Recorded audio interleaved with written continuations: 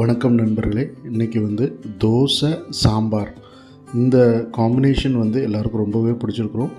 உலகத்தில் எந்த ஃபுட்டோட இந்த தோசை சாம்பார் தான் ரொம்ப பிடிச்ச ஃபுட்டு. தோசை தான் எல்லாருக்கும் பிடிச்சது. அந்த சாம்பார் எப்படி பண்ணலாம், அந்த டிஃபன் சாம்பார் எப்படி பண்ணலான்னு நான் உங்களுக்கு செஞ்சு காட்டுறேன். ரொம்ப ஈஸியானது தான். உருளைக்கிழங்கு, தக்காளி, கத்திரிக்காய், நம்ம என்ன காய்கறினாலும் எடுத்துக்கலாம். கேரட்டு, பீன்ஸ் கூட எடுத்துக்கலாம்.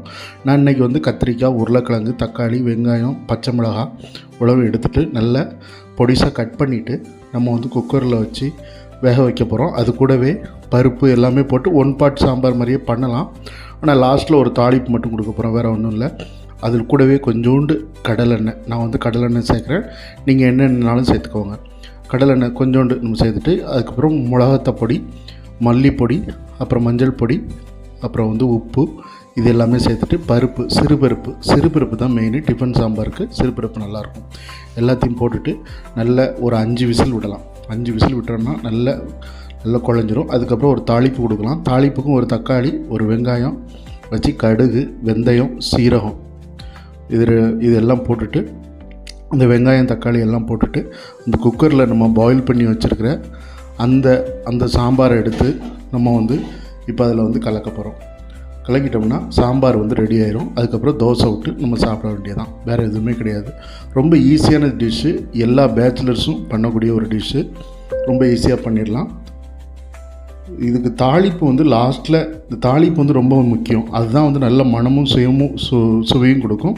இதில் தக்காளி, வெங்காயம், ஒரு சின்ன துண்டு தக்காளி, வெங்காயம், அப்புறம் கடுகு, வெந்தயம், இதுதான் போட போகிறோம். இது ஒரு தாளிப்பு நல்லாயிருக்கும். அது கூட லாஸ்ட்டில் தாளித்து விட்டோன்னா ரொம்ப மணமாக இருக்கும்.